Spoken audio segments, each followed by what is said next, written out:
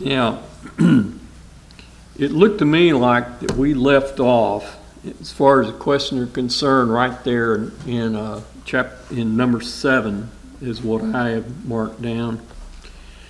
So we're being asked here, where in the New Testament is the remnant of Micah 2 verse 12 described?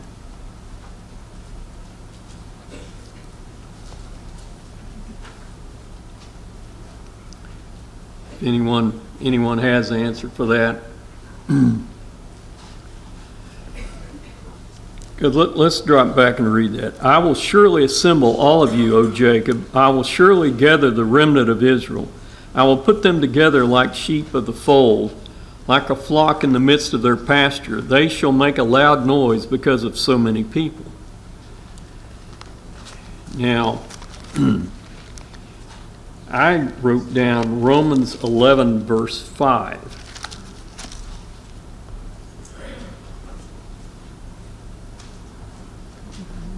Where it says, but what does the divine response say to him? I have reserved for myself 7,000 men who have not bowed the knee to Baal.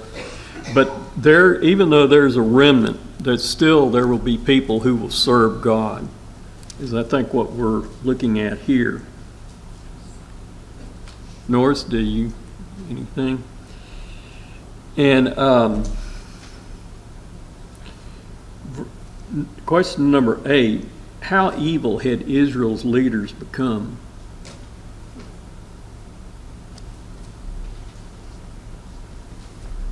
Hate that which is good, love evil. Exactly. That's exactly right. And you can you can see that in chapter 3 that says that in verse 9 they abhor justice and pervert all equity.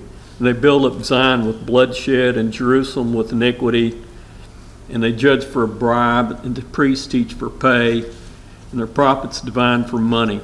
And yet on the other hand, they lean on the Lord and say, "Is not the Lord among us?" So it's a sad state going on back then.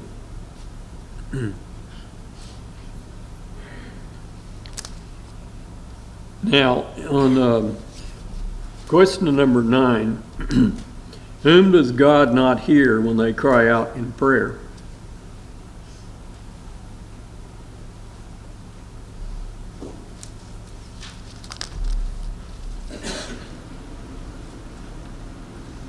Verse 1 of chapter 3 is talking about the rulers. Mm-hmm. Mm-hmm. Right. Mm-hmm.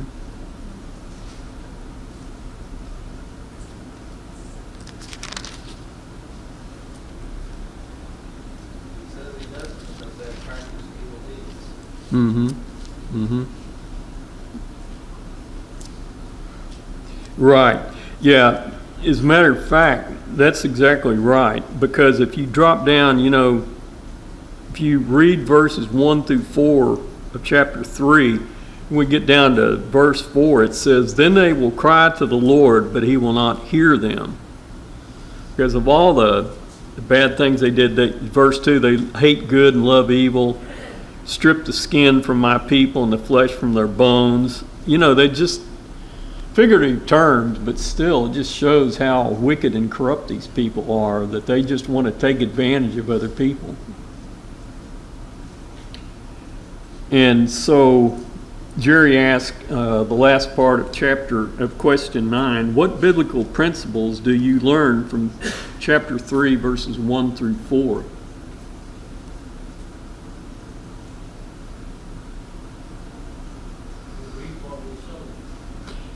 That's true, but what I had in mind is that if people are wicked and all that, God hears people. He hears people that are sinners, but these people here have to, as I would point to the New Testament about Cornelius, he was in sin, but he was seeking salvation. So I think when we say God does not hear sinners, I would say, well, there might be some certain cases where a person who is not yet obeyed the gospel, God would hear, because Cornelius to me stands as an outstanding example that even though he had not obeyed the gospel, he was doing the best that he knew. So his heart was in the right place, but an unrepentant sinner, no. As far as that, there is nothing that I've ever seen or heard that shows me that an unrepentant sinner, God will hear their prayers. Douglas, did you had something to say? You said it last unrepentant, willful. Yes, if a person is unrepentant sinner, then yes, that would be the person that God will not hear. But to me, Cornelius stands out as an example of someone, if they're seeking God and wanting to do what's right, then in those cases, I would say God does hear those kind of people who are not yet redeemed. I'm sorry? Answer them? Okay.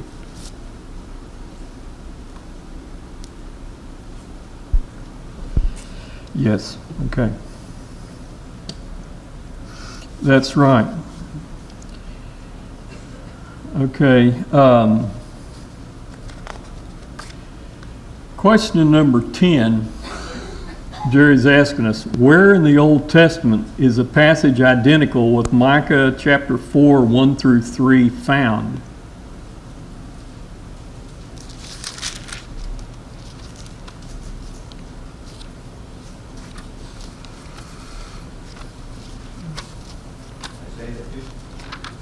Verse 4, correct. That's right.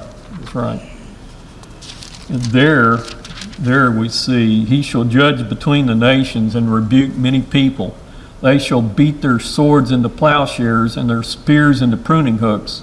Nation shall not lift up sword against nation, neither shall they learn war anymore.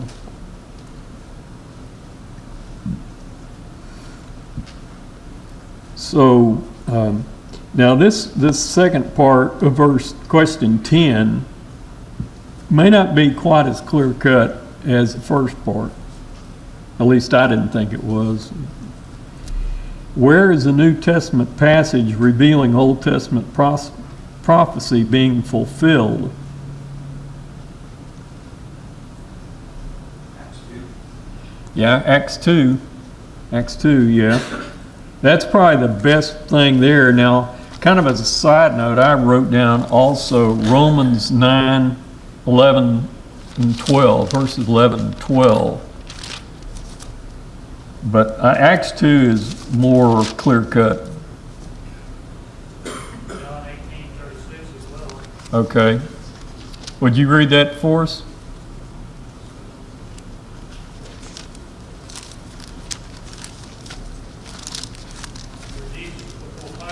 Jesus answered, my kingdom is not of this world.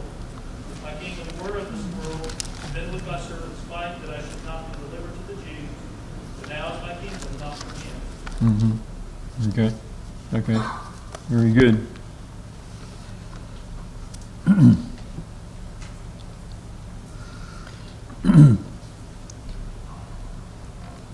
Now, question 11. Whom will the Lord reign over in Mount Zion?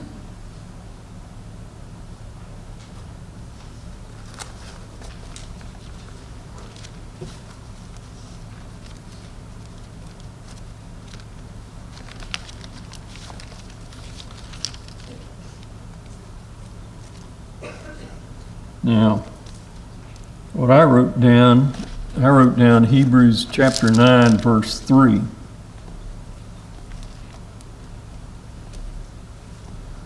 And behind the second veil, the part of the tabernacle, which is called the holiest of all. What that symbolizes is about where God would no longer just only deal with the Jews. He would also later on deal with the Gentiles as well.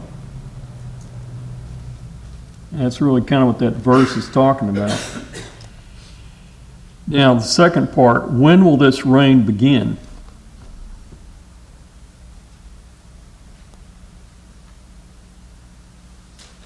Latter days.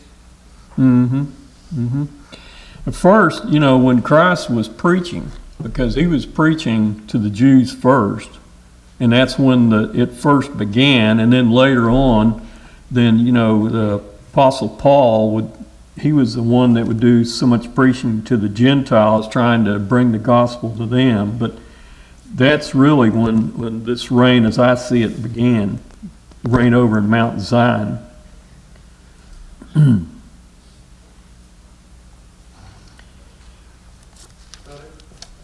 Yes, go ahead, Doug.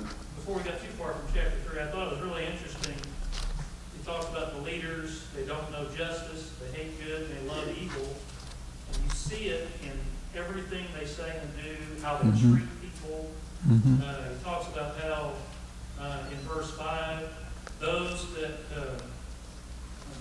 prophets will make my people to err, they bite with their teeth and cry peace, and whosoever putteth not in their mouths, they even prepare war against them. So they're the positive, let's preach peace, everything's great, and if you support that, they love you. But if you in any way oppose them, you're their target. Right. The visual imagery, if you look at that verse and think about it, is really something. It's like you're saying, they're pretty two-faced. Like if they say peace, but then, the symbolic language, while they chew with their teeth, but who prepare war against them, who puts nothing in their mouths. I mean, it's just a total sham that on the outside they're saying peace, but on the inside they're ready to just chew you with their teeth, maybe figuratively speaking. I don't know if that's literal. Right, that's figurative. And it's interesting to contrast in verse 8 as well, as Micah says, but as for me, I am full of the power of the Spirit of Jehovah and of judgment and the might to declare unto Jacob his transgression and to Israel his sin. Well, that's not what the false prophets are doing. The false prophets are, oh yeah, peace, everything's great unless you oppose me. But spokesman of God, he'll tell the truth even when it's uncomfortable. Right. Very good. And that's right. And I really see and hear, bringing this thought into nowadays, how you got so many preachers that they want to tickle your ears. These televangelists, I think pretty much, they'll pretty much want to tickle your ears and just tell you what you want to hear. But, they're not going to tell people things in almost all instances that I've ever heard of that people need to be saved. They'll just... See even among brethren, this tendency. I've worked with other preachers where they convert someone, baptize them, and then you ask them, well, here they're doing things that they did before, immodesty, language, whatever. Well, have you talked to them about that? Well, we don't want to run them off. We'll teach them that later. And I've had preachers tell me that, and it's like, well, how do you convert somebody if you don't teach them what they need to know? Yeah. Well, we have to be careful that we don't just treat getting someone converted like a notch on a belt, like we can look at that like a notch or tick mark or something. Like you're saying, we have to make sure that when people are converted that they're growing and that they're progressing the way they should and that they're getting the knowledge and information they need. And, we can't fall in that trap of just thinking all we got to do is just get people to obey the gospel, because it's, we can wind up losing them later on. Very good comments. Very good. Now, does anybody have any other thoughts they'd like to bring up? I don't want to go too fast. Richard? Maybe if we can back up a little bit. Sure. Question 9, you're talking about Cornelius, who God hears is not a member of the church already. In the account in Acts chapter 10 with Cornelius, when the angel was speaking to him, in verse 4, the angel said, thy prayers and thine alms have come up for a memorial before God. And then as Cornelius is talking to Peter about it and describing that happening, he says in verse 30 that man stood before me in white clothing. In verse 31, it said, Cornelius, thy prayer is heard. So the prayer was heard. Well, the only reason why I brought that up is that, in times gone by, I've heard people make the claim that God doesn't hear sinners, and there are a few special cases like Cornelius where he did. So I just wanted to bring that up so that, you know, we don't make a blanket statement that would exclude people like Cornelius. As a general rule, that's true, though, definitely. But we're talking there, what I would say are, like I said, unrepentant sinners. Well, you know, God looks in the heart of man, and he could tell that Cornelius was a man seeking after God. And Right. that's why he sent Peter to him so that they could become members. Right, right. But that was the reason why I brought that up. Sorry, I'm kind of a little behind. Okay, now, if we're ready, on question number 12, where is Bethlehem Ephrathah located?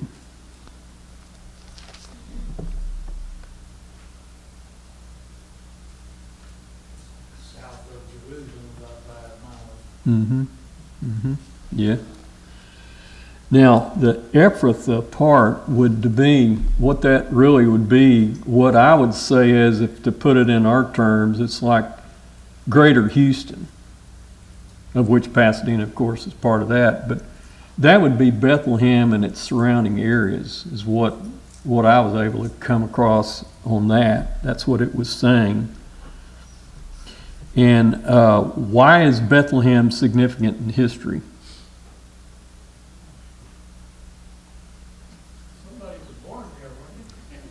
I think 2 people were born there, but one certainly was very important. Had one in the Old Testament, David, but we had somebody much more important in the New Testament. Jesus Christ was born there. So it's... Even though that wasn't the home of his parents, but they happened to be there and he fulfilled prophecy. Right. Exactly. Yeah, that's true. It wasn't their hometown, but they were there to fulfill the census that was required of them. Okay. Any other thoughts before we move on to question 13? If not, let's take a look at that. How does Jesus fulfill Micah 5:1-5 perfectly?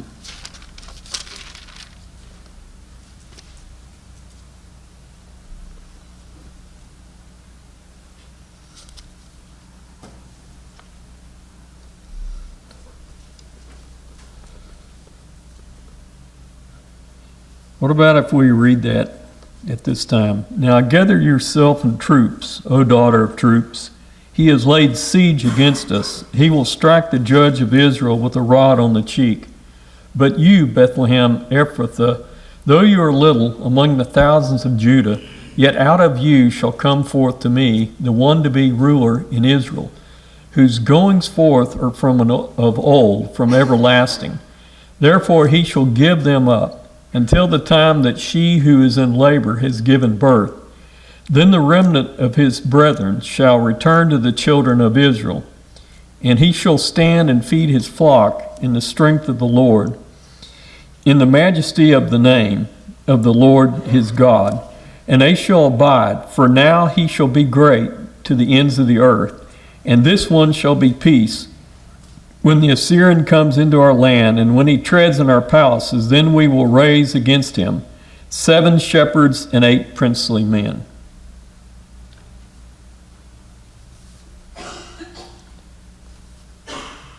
So with that in mind, how does that say how Jesus fulfilled that perfectly? David, you could go nearly line by line and find a place in there for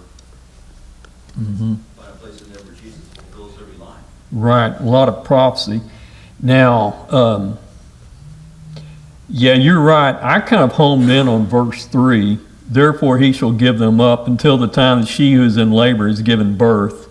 Then the remnant of his brethren shall return to the children of Israel. Kind of like when Jesus was born in Bethlehem. I kind of focused on that, but you're right. There isn't hardly a part of this that couldn't fall into what Jesus fulfilled. Any other thoughts before we move forward on 14?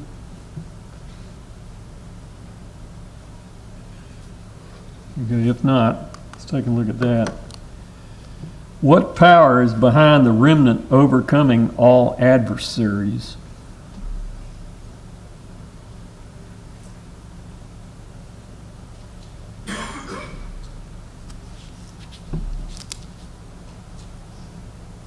Strength of Jehovah.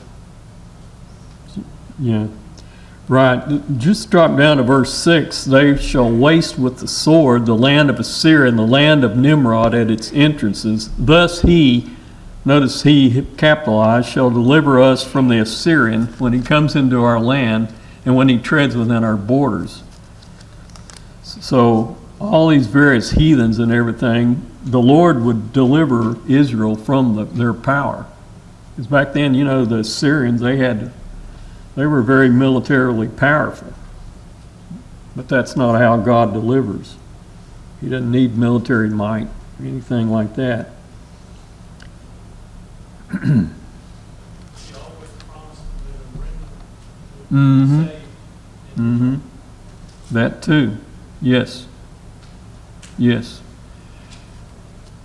And sometimes the Israelites had to really trust, though, because sometimes it looked like that they were really, well, going back to Elijah, look at how Elijah got so discouraged when he was under the broom tree. And he didn't think that he had anybody left to stand against Jezebel. But God told him, look, there's 7,000 people that I've reserved that haven't bowed the knee. So it's like, you know, Elijah, you think things are all against you, you don't have any help, but really, here's what information you need to know to encourage you. So yeah, that's true. There's always going to be a remnant. Something we need to keep in mind sometime when we think that the world may be kind of turning and we don't see a whole lot of ways that things are getting the way we want them to be. We have to remind ourselves that. Any other thoughts before we go further? Number 15?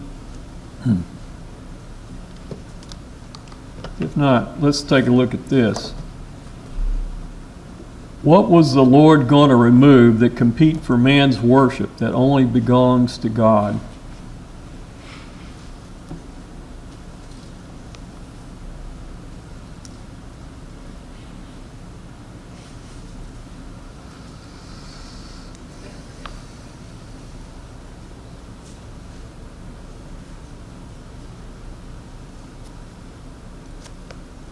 Into chapter 5 talks about idols Mm-hmm. that God's going to remove, but then he also mentions before that military might. Right. Uh-huh. Uh-huh. Right. Yeah, it goes like if we begin at verse 10, and it shall be in that day, says the Lord, that I will cut off from your horses from your midst and destroy your chariots. I will cut off the cities of your land and throw down all your strongholds. I will, and then here it's going to go over into things that were kind of, that were evil idolatries. I will cut off sorceries from your hand, and you shall have no soothsayers. Your carved images I will also cut off, and your sacred pillars from your midst. You shall no more worship the work of your hands. I will pluck your wooden images from your midst. Thus I will destroy your cities, and I will execute vengeance in anger and fury on the nations that have not heard. Yeah, that's right, Zeke, that he progressed first from a military front that removed the military forces that were going against Israel, but then he also got rid of some of the idolatry and things like sorcery and things like that they were trusting in to give them the knowledge that only God could give. So, yeah, that's very good. Anybody have any other thoughts they want to add to this?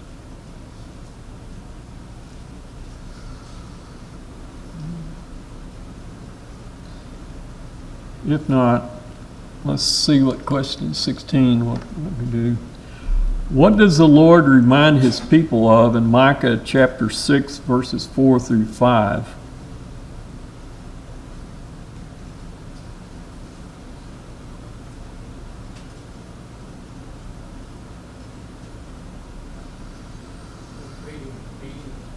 Mm-hmm.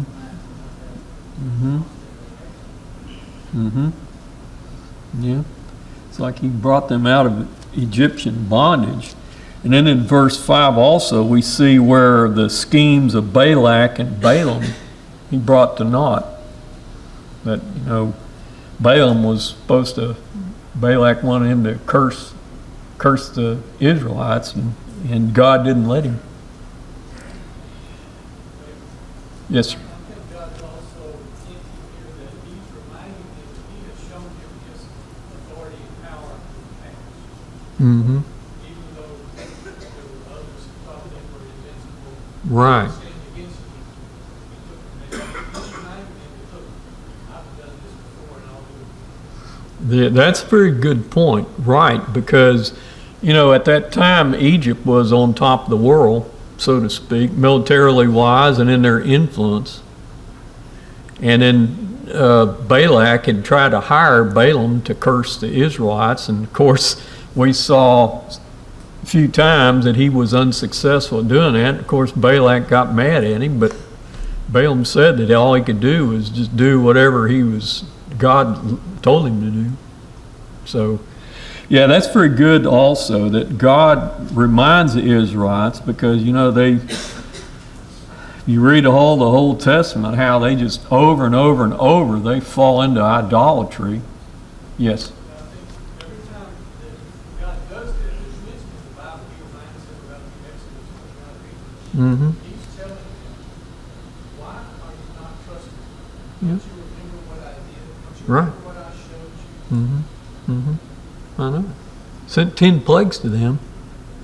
Then got them through the Dead Sea, across the Dead Sea. Doug, you had the thought? That was part of this, verses 2 and 3, where he states that Jehovah has a controversy with his people. And so, as he's seen in chapter 5, he's going to take away all the things they've trusted in that they shouldn't have. Mm-hmm. And his contention then in verse 3 is, what have I done unto thee, and wherein have I wearied thee? Why are you tired of me? Why did you go away? Mm-hmm. And if you look at, like I said before, applying that to today, there's so many, even churches of Christ, but how many remain faithful? You've got all manner of social gospel, Mm-hmm. all the different things people are doing, changing organizations, worship, all those things. And people are tired of just the simple truth, but why are they tired?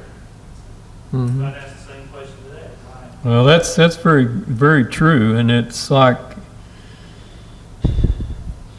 man, the only thing, Doug, that I would personally say why people are doing it, man is just substituting his wisdom for what God has revealed. I don't know what else to say other than that. But it's about like people think, well, we live in newer times, so, we need to, and I've heard this expressed before, people act like we need to have things up to date. In fact, I think I heard that somebody said it on TV not long ago. It's like, well, something, if it's true, it's going to be true from here onward.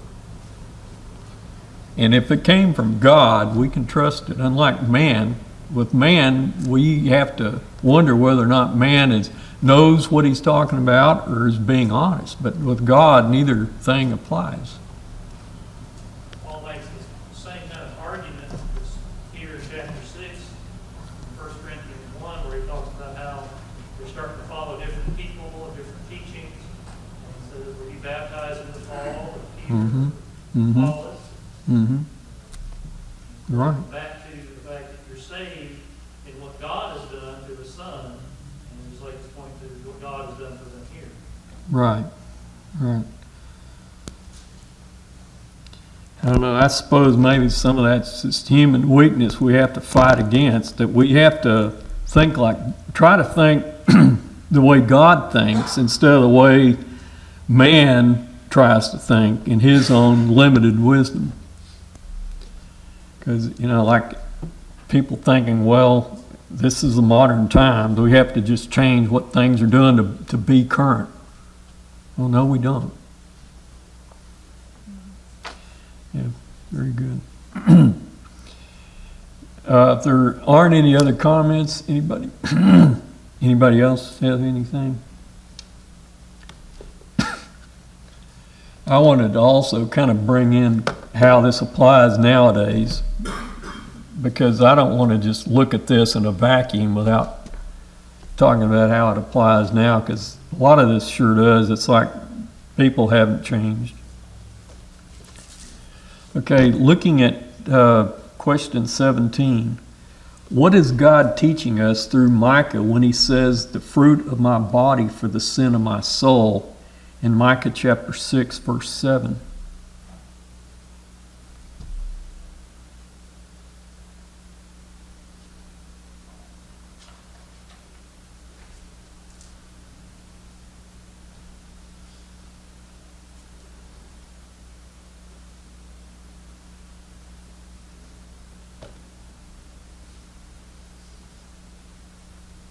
I think there was still child sacrifice going on over in Leviticus 18, Leviticus 20. You know, when they were in the wilderness, God gave instructions against offering your child in fire to Moloch. Right. But I don't know. It seems to me that that can still be done in a way. We don't offer our children in fire, but we offer them in our sinfulness. Abortion is one way. Sometimes we offer our children to our own desires when we push them in sports and we neglect, God's will for their life. Yeah. Now, I don't know, Zeke, Doug, I'll get to you in just a second. I don't know if here it's like maybe that what this is saying, if rams and rivers of oil wouldn't be enough, is it almost asking that? I don't know if it's asking that if rams and rivers of oil wouldn't be enough, would that have to be done? I'm not sure about that. He's using extremes here, whether it be things God has commanded with the animal sacrifices and oil. How many rams, how much oil would be enough to pay for your sin? The answer is none of it. In like manner, even among the highest demand of paganism, which is to give your own offspring, could you pay for your sin? His point is, no, you couldn't. So his whole point is there's no sacrifice that man can offer that will truly take away sin. And that implies, of course, God has to take care of that. But he tells them the solution is you need to do what you're supposed to do, like God said. Do justice, walk humbly with your God, and of course God is the one who takes care of the forgiveness part. Right.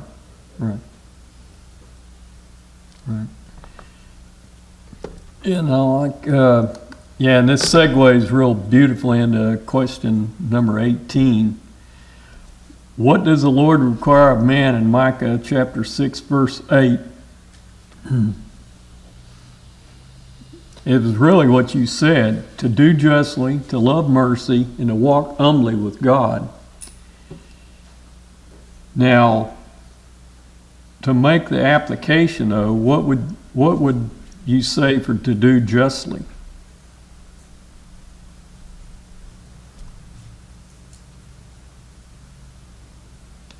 I wrote down, be just in all of your dealings. What I would put for that. And to love mercy. Now, we love mercy if it's shown to us, but what do we need to do? We have to be willing to show mercy to others. Okay. And then to walk humbly with God. I just put down for that, don't be arrogant, just realize what your place is. Jody? If you look at verses 6, 7, and 8, it makes one paragraph. So verse 6 asks the question, how shall I come before Jehovah and bow myself? And then verse verse 7 is kind of this sarcastic answer to that. Like, Mm-hmm. would this do it? Mhm. Would this do it? Mm-hmm. And verse 8 is, you know what the answer is. This is what he's told us. Mm-hmm. And it's, I mean, it's the same kind of thing Paul does sometimes in the New Testament. Ask the question, here's the sarcastic answer, but you know the truth. Mm-hmm. Mm-hmm. Yeah, I think if you break it down, look at it as a paragraph, what you're saying does make sense. Look at that as a paragraph instead of just a verse by itself. And he said it just right. Paul said, shall we continue in sin that grace may abound? Mm-hmm. Yeah. Yes. Yes. Richard? David, I think he's also saying here, no matter what man tries to figure out and do, it's not going to be right. You have to listen to what I, God, am telling you to do, Mm-hmm. follow my instructions. All right. All right. Yeah, verse 7 is kind of like what man might devise. It's kind of like, well, you know, the heathens, they'd think that if they give their firstborn, or if the Israelites think, well, if I could just sacrifice all these animals and rivers of oil, would that do it? But yeah, it's like he comes full circle in verse 8 and says, well, this is what you need to do, what you've already been told. Okay. We've only got a few more minutes left. I got the sign, so I don't know. If we finish, fine. If we don't, I'll just notate it for Jerry. So we'll see what we can do. Question: if anybody doesn't have anything else, if we go over to take a look at question 19, and see what we got for that. What were the statutes of Omri?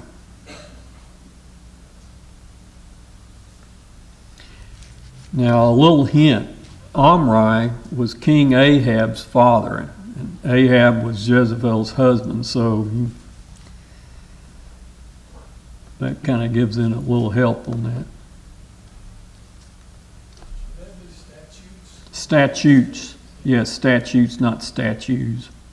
Oh, yeah. You know, in here, yeah, Richard Wright, he added a T in there, because I was looking at that too. In my paper, it says, yes, statutes, which would be laws or commandments.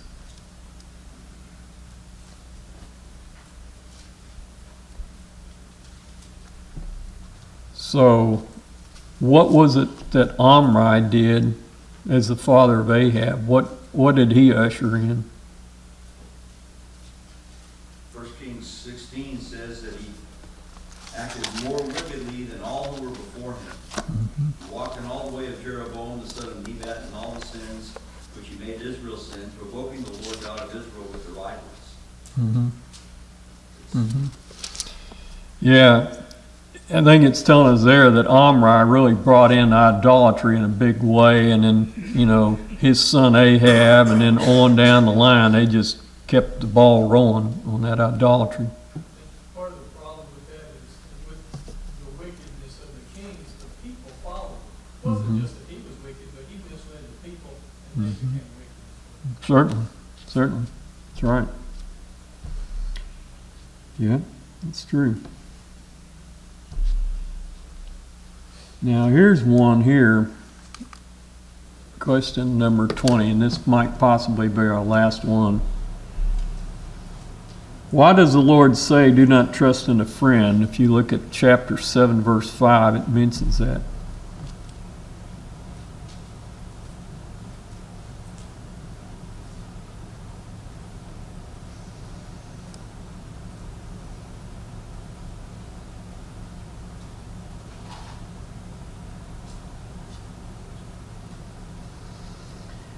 There's nobody trustworthy.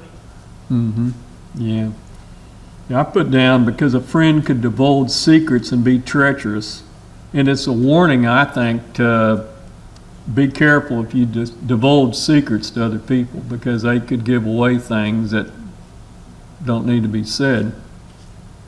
So it's not trying to make us paranoid, but trying to make us use good judgment about who we share some secrets with. Yes? And I think in this context too, is just talking about verse 2, the Goodman and perish out of the earth, there's none left that are upright. And he's saying you can't even trust your own family. Mm-hmm. Open your mouth to your spouse, they're likely to betray you. Yeah. Mm-hmm. Okay. Yeah, that's so true. Verse 6 says, at the end of verse 6, a man's enemies are the men of his own house. And then the response is verse 7, but as for me, I will to the Lord. So, making the point. Right. Yeah. Right. Friends or family Mhm. members betray you. Mm-hmm. Okay. All right. I've been given the sign to stop. So anyway, I'm gonna pass along to Jerry that next week be on question number 21, unless we had some thoughts that people still had a question about.